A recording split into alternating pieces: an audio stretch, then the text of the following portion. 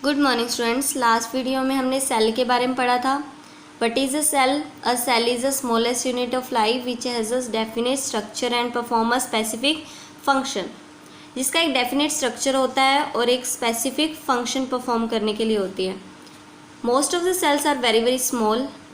बहुत सारी सेल्स बहुत ज़्यादा स्मॉल हैं which can not be seen with naked eyes, जिन्हें नेक्ड आई से देखा नहीं जा सकता। They can be seen only with the help of microscope, जिन्हें माइक्रोस्कोप की हेल्प से ही देखा जा सकता है। The diagram of cells which we see in the books are highly magnified. जो डायग्राम हम बुक में देख रहे हैं सेल्स के, वो हाईली मैग्नीफाइड हैं। For example the picture of human चिक जो हमने लास्ट पेज पर देखी थी, वो 1500 टाइम्स मैग्नीफाइड है। All living cells come only from the other living cells.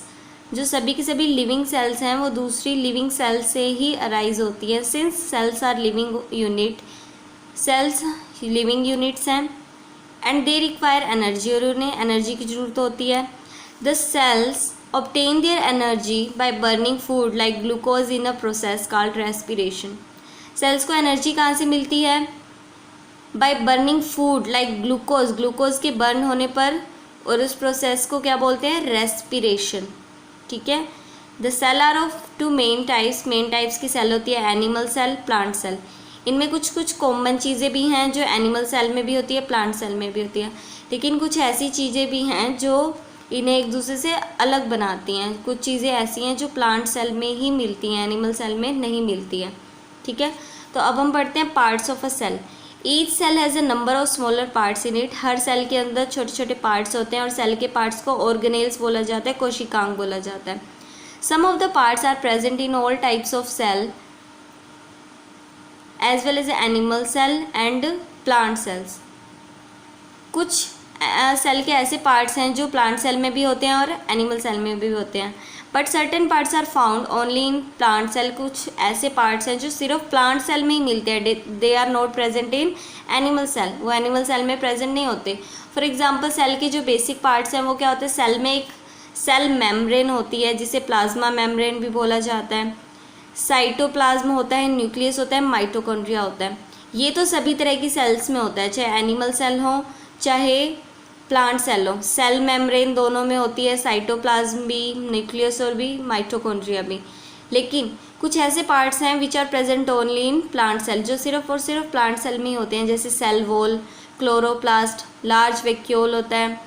तो ये सारी चीज़ें सिर्फ और सिर्फ प्लांट सेल में ही होती हैं, जबकि ये जो चार चीज़ें हमने पढ़ी हैं, सेल मेम्ब्रेन, साइटोप्लाज्म, न्यूक्लियस और माइटोकॉन्ड्रिया, ये सिर्फ और सिर्फ ये दोनों में होती हैं और ये वाली सिर्फ प्लांट सेल में होती हैं। हमारा फर्स्ट पॉइंट है सेल मेम्ब्रेन। अब हम पढ़ेंगे cell membrane which is also known as plasma membrane, जिसे प्लाज्मा मेम्ब्रेन भी बोला जाता है। ठीक है। तो देखो ये जनरल डायग्राम है, एनिमल सेल का है। ठीक है। तो ये देखो ये सेल का स्ट्रक्चर है। ये जो आपको बाउंड्री दिखाई दे रही है ना, ये है सेल मेम्ब्रेन या फिर जिसे बोलते हैं प्लाज्मा मेम्ब्रेन। तो इस जो बाउंड्री को बोला जाता है सेल मेम्ब्रेन या फिर प्लाज्मा मेम्ब्रेन। इसके अंदर एक जेली लाइक स्ट्रक्चर होता है, यानी एक लिक्विड फील्ड होता है, जेली टाइप में होता है। ठीक है। सेमी लिक्विड बोल सकते हैं, जैसे साइटोप्लाज्म होता है, इसका नाम क्या होता है? साइटोप्लाज्म। इसके अंदर ये जो आपको दिखाई दे रहा है ना, ये लिक्विड फॉर्म सेमी लिक्विड होता है, जेली लाइक होता है, ये साइटोप्लाज्म होता है। और इसके देखो यहाँ पर सेंटर में जो आपको दिखाई दे रहा है ये होता है न्यूक्लियस। इसकी जो बाउंड्री है ना, इसे बोलते हैं न्यूक्लियर मेम्ब्रेन होती है ये। ठीक है। न्यूक्लियर मेम्ब्रेन, इस पूरे को तो बोला जाता है न्यूक्लियस। ये जो आपको बाउंड्री पर एक चीज़ दिखाई देगी उसे बोलते हैं न्यूक्लियर मेम्ब्रेन। ये आपको दिखाई दे रहे हैं माइटोकॉन्ड्रिया है, इसे सेल का पावर हाउस बोला जाता है। जो ये वैक्यूल होते हैं ना, ये एनिमल सेल में नहीं प्रेजेंट होते, लेकिन कुछ ऐसी एनिमल सेल्स हैं जिसमें बहुत छोटे छोटे वैक्यूल होते हैं, लेकिन most of the animal cell में वैक्यूल नहीं होते। ठीक है। अब देखो न्यूक्लियस में क्या होता है, ये न्यूक्लियस के चारों ओर तो न्यूक्लियर मेम्ब्रेन है, इसके अंदर है ना वो होते हैं क्रोमेटिन होते हैं। जब भी सेल तो आपको जो न्यूक्लियस के अंदर ये थोड़ा डेंस स्ट्रक्चर दिखाई दे रहा है, उसे बोलते हैं न्यूक्लियोलस। ठीक है, तो न्यूक्लियस के अंदर क्या क्या है, न्यूक्लियस की जो साइड में आपको बाउंड्री दिखाई दे रही है वो है न्यूक्लियर मेम्ब्रेन। इसके अंदर न्यूक्लियोलस है, क्रोमेटिन है जो क्रोमोसोम्स बनाते हैं जब भी सेल डिवीज़न होता है। ठीक है, अब ये जो साइटोप्लाज्म है और न्यूक्लियस है, इन दोनों को मिलाकर बोला जाता है प्रोटोप्लाज्म। ठीक है, साइटोप्लाज्म और न्यूक्लियस को मिलाकर प्रोटोप्लाज्म बनता है। प्रोटोप्लाज्म को सेल का लिविंग पार्ट बोला जाता है। So living part of the cell is protoplasm. ये जो सारा का सारा ये जो मटेरियल आपको दिखाई दे रहा है, स्ट्रक्चर दिखाई दे रहा है, माइटोकॉन्ड्रिया, ये साइटोप्लाज्म, ये सारे कंटिन्यूस मोशन में होते हैं। ठीक है, लिविंग सेल में ये सारे के सारे मोशन में होते हैं, इसलिए इन्हें living part of a cell बोला जाता है। तो अब हम पढ़ते हैं सेल मेम्ब्रेन के बारे में। ठीक है, सेल मेम्ब्रेन क्या थी, जैसे कोई सेल है, ये जो यहाँ पर आपको दिखाई देगा ना, ये थिन शीट ऑफ स्किन होती है, इसके चारों तरफ होती है, उसे सेल मेम्ब्रेन या फिर प्लाज्मा मेम्ब्रेन बोला जाता है। Every cell is covered by a thin sheet of skin which is called the cell membrane, इसे सेल मेम्ब्रेन बोला जाता है। Cytoplasm and nucleus are enclosed within the cell membrane, इसी सेल मेम्ब्रेन के अंदर न्यूक्लियस भी होता है, न्यूक्लियस होता है, और साइटोप्लाज्म, ये जो यहाँ पर सेमी लिक्विड फील्ड होता है उसे क्या बोलते हैं, साइटोप्लाज्म। ठीक है, तो इसके अंदर न्यूक्लियस भी है और साइटोप्लाज्म भी है। ठीक है, cell membrane encloses the living part of the cell called protoplasm. Nucleus और साइटोप्लाज्म को मिलाकर हम क्या बोलते हैं, प्रोटोप्लाज्म बोलते हैं। तो हम ये भी कह सकते हैं कि सेल मेम्ब्रेन के अंदर सेल का लिविंग पार्ट होता है जिसे बोलते हैं protoplasm. Cell membrane protects the cell and also give shape to the cell. Cell membrane, ये जो आउटर थिन शीट है स्किन की, इसने सेल को प्रोटेक्ट किया हुआ है और सेल को शेप दी हुई है। इसके अंदर टाइनी पोर्स होते हैं, टाइनी पोर्स का मतलब छोटे छोटे छेद होते हैं। The cell membrane controls the movement of substances into the cell and out of the cell. Cell membrane substances की मूवमेंट को कंट्रोल करती है कि कौन से सब्सटेंस बाहर जाएंगे और कौन से अंदर आएंगे। तो ये सारा कुछ जो सिलेक्शन करेगी वो सेल मेम्ब्रेन ही करती है। The dissolve substances such as glucose oxygen can enter into the cell. Glucose oxygen इसी सेल मेम्ब्रेन के कारण एंटर कर पाती है और waste product such as carbon dioxide को ये बाहर निकाल देती है।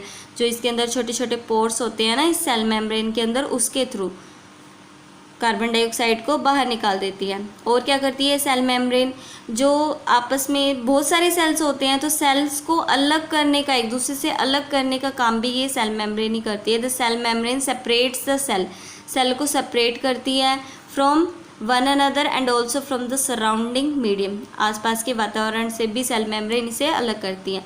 The cell membrane is a living part of the cell, इसे भी सेल का लिविंग पार्ट ही बोला जाता है सेल मेम्ब्रेन को। नाउ साइटोप्लाज्म, साइटोप्लाज्म क्या होता है, इस सेल के अंदर ये जो जेली लाइक स्ट्रक्चर होता है, जेली लाइक मटेरियल फिल्ड होता है, उसे बोलते हैं cytoplasm. Cytoplasm is a transparent होता है, ठीक है, जेली लाइक मटेरियल होता है, which fills the cell between the nucleus and cell membrane, जो फिल होता है सेल में न्यूक्लियस और सेल मेम्ब्रेन के बीच में, यानी यहाँ पर ये सारा जेली लाइक मटेरियल फिल होता है। Cytoplasm is a kind of chemical factory of the cell. Cytoplasm chemical factory है सेल की। Here the substances are built from materials taken into the cell and energy is released and stored. New substances built होते हैं from the material taken into the cell, और energy release होती है, store भी होती है। In fact most of many tiny structures in it, इसके अंदर बहुत सारे स्ट्रक्चर्स होते हैं, mitochondria, ribosomes, Golgi bodies. The various structure present in the cytoplasm और the cell are called organelles. Cytoplasm में जो भी स्ट्रक्चर प्रेजेंट्स होते हैं उन्हें ऑर्गेनेल्स बोला जाता है, कोशिकांग बोला जाता है। The most prominent organelle in the cytoplasm is nucleus. ये जो साइटोप्लाज्म में मेन जो ऑर्गेनेल है, कोशिकांग है, वो क्या है, ये मेन न्यूक्लियस ही है।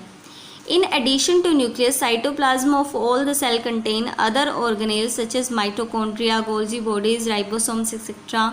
न्यूक्लियस के अलावा ये सारे भी ऑर्गेनेल्स होते हैं, रोड लाइक स्ट्रक्चर्स होती है जिन्हें माइटोकॉन्ड्रिया बोला जाता है, इन्हें पावर हाउस बोला जाता है सेल का, छोटे छोटे होते हैं ये, गोल्जी बॉडीज होती हैं, राइबोसोम्स होते हैं। The cytoplasm of plant cell also contain chloroplast. Plant cell में क्लोरोप्लास्ट होता है, ठीक है, साइटोप्लाज्म में क्लोरोप्लास्ट होता है, लेकिन एनिमल सेल में क्लोरोप्लास्ट नहीं होता। Next point is about nucleus. Nucleus क्या होता है? Nucleus is a large spherical organelle होता है, present in all the cells, जो सारे की सारी सेल्स में प्रेजेंट होता है। न्यूक्लियस प्लांट सेल में भी होता है, एनिमल सेल में भी होता है, स्फेरिकल ऑर्गेनेल होता है। In animal cells nucleus lie in the centre of the cell, while in plant cell nucleus may be in the periphery of the cell. Animal cells में न्यूक्लियस सेंटर में होगा, जबकि प्लांट सेल्स में nucleus edge के near कहीं भी हो सकता है। Nucleus is the largest organelle in the cell. Cell का जो लार्जेस्ट ऑर्गेनेल है, लार्जेस्ट पार्ट है सेल का, वो क्या है? न्यूक्लियस है। Nucleus can be stained and seen easily with the help of microscope. Microscope से ईजिली देखा जा सकता है। Nucleus is separated from cytoplasm by a membrane called nuclear membrane. जो न्यूक्लियस होता है, ये बीच में न्यूक्लियस है, ये साइटोप्लाज्म से किस तरह से अलग होता है? इसकी चारों न्यूक्लियर मेम्ब्रेन होती हैं, ठीक है। Nucleus control all the activities of cell. अब सेल की सभी एक्टिविटीज़ को कंट्रोल कौन करता है? न्यूक्लियस। जैसे हमारी बॉडी की सारी एक्टिविटीज़ कौन कंट्रोल करता है? ब्रेन। उसी तरह सेल की सभी एक्टिविटी को न्यूक्लियस कंट्रोल करता है। The transmission of characteristics from parents to offspring. Parents से बच्चों में गुणों का ट्रांसफ़र होना, पेरेंट्स से बच्चों में गुणों का ट्रांसफ़र होना इज़ कॉल्ड इनहेरिटेंस। उसे इनहेरिटेंस बोलते हैं। न्यूक्लियस इनहेरिटेंस में बहुत महत्वपूर्ण भूमिका निभाता है। It plays a important role in inheritance, ठीक है। Because nucleus contain thread like structure called chromosomes. Nucleus में थ्रेड लाइक स्ट्रक्चर होते हैं जिन्हें क्रोमोसोम्स बोला जाता है।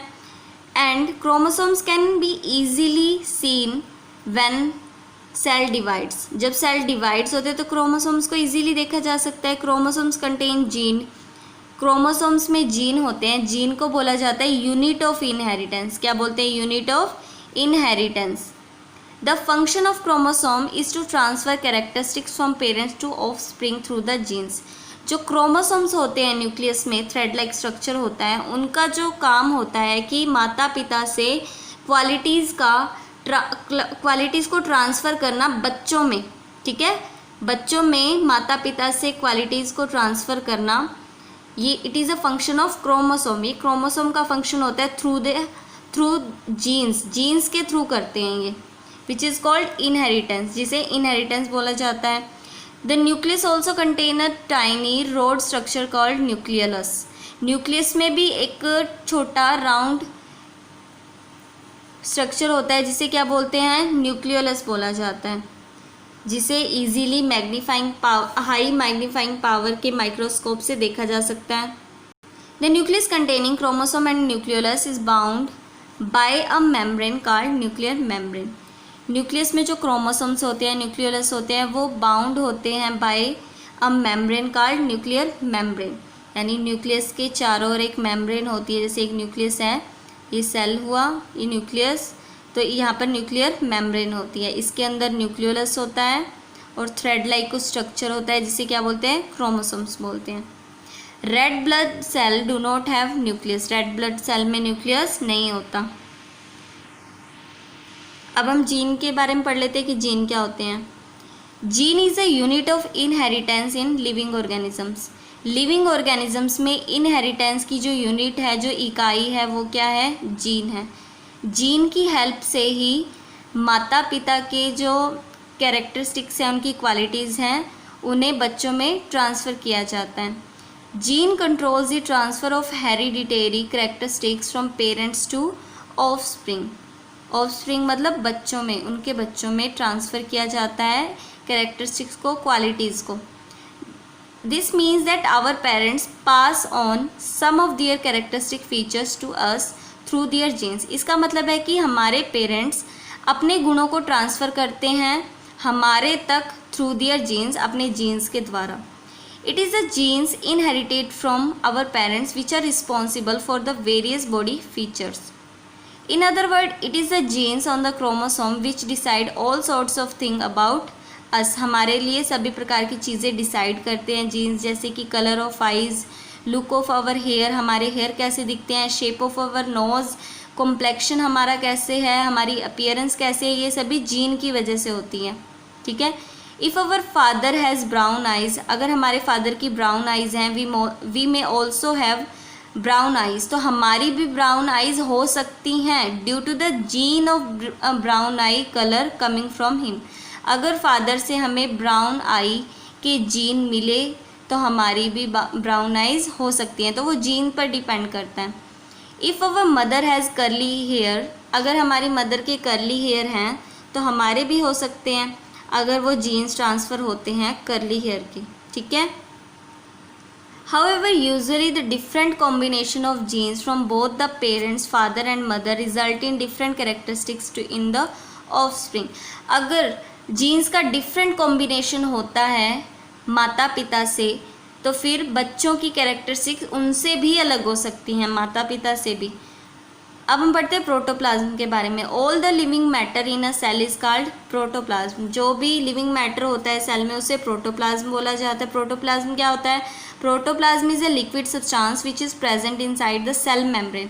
सेल मेम्ब्रेन के अंदर जो लिक्विड सब्सटेंस प्रेजेंट होता है वो प्रोटोप्लाज्म है। प्रोटोप्लाज्म में क्या होता है? साइटोप्लाज्म, न्यूक्लियस और सभी के सभी ऑर्गेनेल्स आ जाते हैं इसके अंदर।